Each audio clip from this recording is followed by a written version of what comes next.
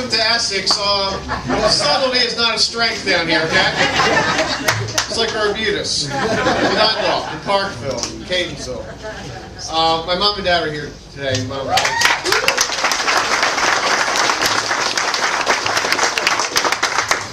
right, here's the deal. Everybody knows what we have to do the next couple of days. Everybody knows it. And thank you very much for coming out here today. One of my favorite places in the world. This is an incredible crowd midday. It really is. So thank you guys very much. The t-shirts are very nice, by the way. I have to say. Fred, Don, thank you. Everybody here. Today is about, it's actually about November 3rd. November 2nd, I think we know what's going to happen. And it's going to be close. We all know that. But Baltimore, does anybody believe we're even in Baltimore County with Martin O'Malley, by the way? No. Martin O'Malley believe that. But in any event, it's a tough economy, and it's a JOBS election. JOBS is the #1 issue in this race. Everybody knows it.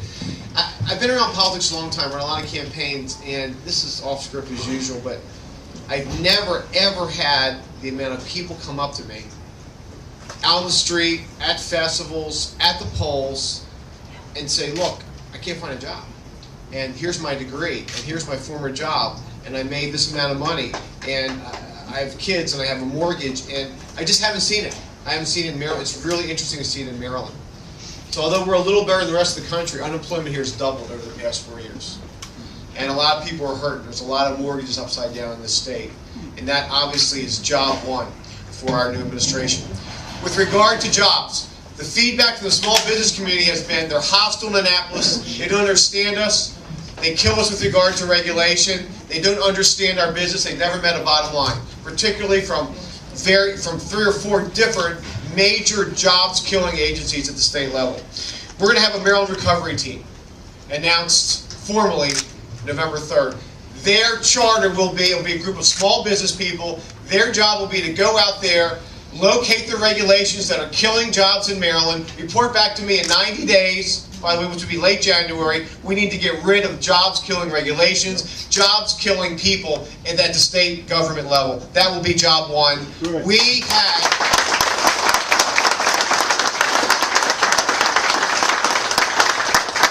had unemployment under 4% during my administration.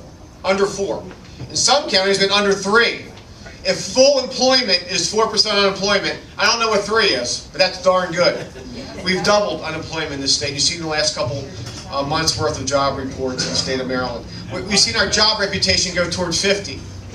We've lost business reputation. We've lost corporate headquarters. We've lost the big players who really create jobs in the state. If I had a dime for every business person who's come up to me in the course of the campaign and said, look, you got to win. If you win, I'll think about staying here. I'll think about expanding my business. If you lose, no. It's just that clear to so many people. That's job one. Job two, the sales tax. The sales tax is the most regressive tax in the tax code. And don't take my word for it. Last week, the Democratic Governors Association, who's the vice president of that association, by the way? Democratic Governors O'Malley. Martin O'Malley. Their quote was, the sales tax increases hurt the people who have the least. And Martin O'Malley raised the sales tax in the state. It's the most regressive tax there is. We're going to repeal that sales tax.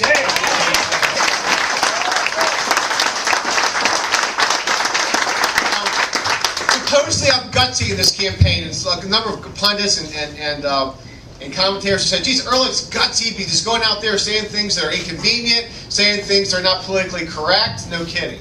No kidding. Or a beauty stick. Saying things that might cause votes, saying things that could be misinterpreted. And one of those things obviously has been mass transportation and transportation generally. We've said we literally cannot afford a light rail alternative, red line in Baltimore, the purple line in Washington, D.C. Martin O'Malley continues to try to foist these contracts on us. The dollars aren't there. The billions of dollars that aren't there, it's classic. It's just classic with regard to how he's governed. Promise, promise, promise. The dollars aren't there to the tune of a couple $1 billion. We need to build the Purple Line in D.C. as a rapid bus alternative. We can afford it, we can plan it, we can bid it, we can build it. And that's the bottom line. Finally, to fix the healthcare mess. Isn't it interesting how some many Democrats in Congress who voted for the health bill are now running away from it? Yeah. Here's a test, everybody, if you're reading the papers, listening to the news. Name the one governor in the United States of America running toward the health care bill. Yeah. I knew this was a square crowd. I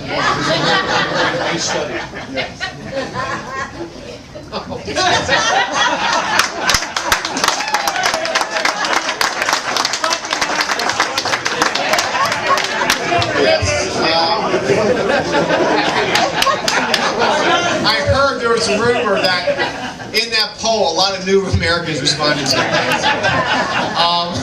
They took off my health care bill. Anyway, here's the deal. I've read the bill. I'm not in Congress. I've actually read the bill. Okay? And that's a joke, everybody. And Yes, it is.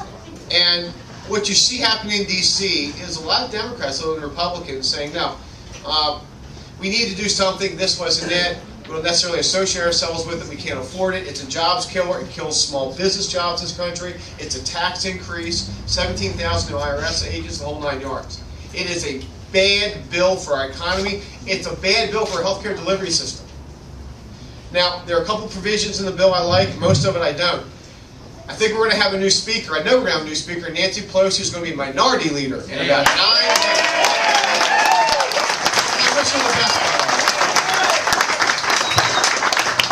I wish her the best in her new job. This bill's bad for our country, and I'm not afraid to say it. And everybody knows it. Everybody knows it. The American public knows it. The backroom deals in the middle of the night. They didn't read the bill.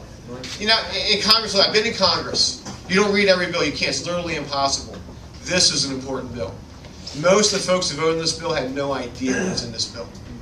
It's bad for our country. It's bad for business. Bad for our seniors. It's bad for our seniors. $500 billion for the Medicare cuts. That's why many Democrats around the country are running toward. There's one governor. The Democratic governor of Tennessee last week in the Wall Street Journal talked about how bad this bill is. The Democratic governor of Tennessee. We have one governor running toward this bill, Martin O'Malley, and he's going to be a former governor soon. Yes.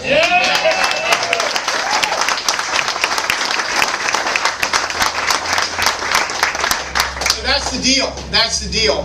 From issues from marriage to the health care bill to taxes to legal reform to the budget, you name it, we just disagree. That's what people want in campaigns, right? If people agreed, we wouldn't have elections. We have the police here. We love the police. We love the police. We had our fifth major newspaper endorsement today. We're on a roll, obviously. We announced some pretty good fundraising numbers last week. The incumbent Democratic governor, the bluest state in the country, raised $1.5 million in 49 days. We raised almost $3 million in 49 days.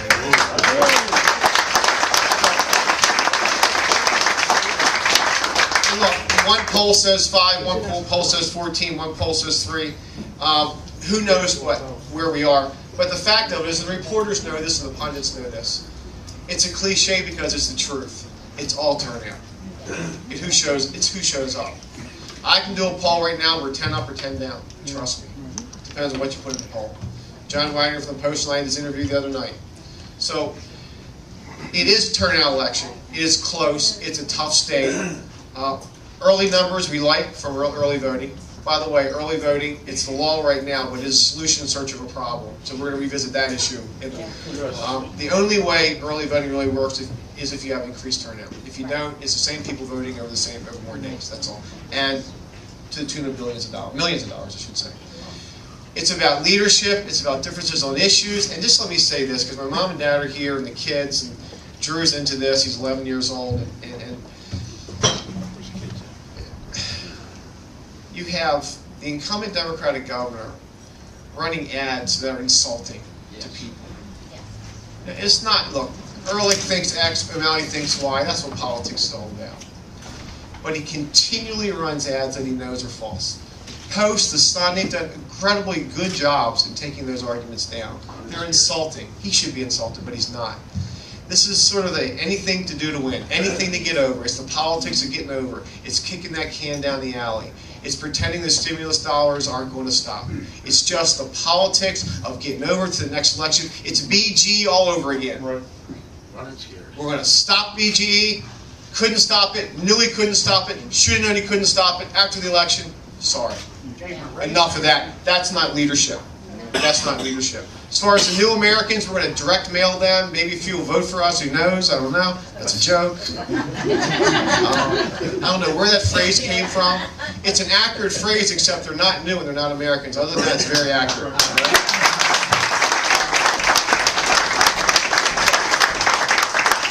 We know our work's cut out. We know we have a political environment that we like, that's favorable to us. Getting our votes out in Baltimore County. Joe Slifka, 58% in Baltimore County. Or more. Do you guarantee that?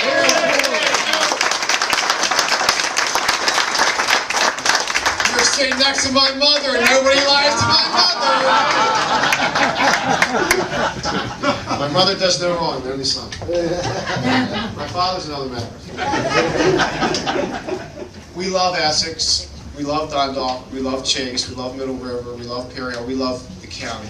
We love the Eastern County particularly. How about Rosedale? We love Rosedale. I know I should have never started it. I represented Rosedale in Congress. We love Rosedale. Boy, do we love Rosedale. The bottom line is, folks are coming out in this area in big numbers. And not just for me, but for Ken Holt, for county executive as well. We need to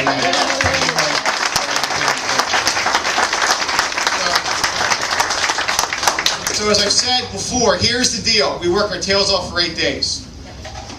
And Don Crockett, you better show up in the fairgrounds after you finish working the polls Tuesday night, week Tuesday. We're going to have a really big party Tuesday. I may dance. I don't think so. Frank was saying he's got this. It starts off the administration on a really bad foot. I understand. Literally. We're going to have a really... All right, Dad, enough. We're going to... we'll have a really big party at night. I want everybody to enjoy themselves, particularly after everything we've gone through.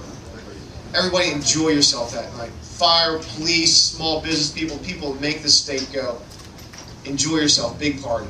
Next morning, I don't know about you, I'm sleeping in. All right? I'm sleeping in.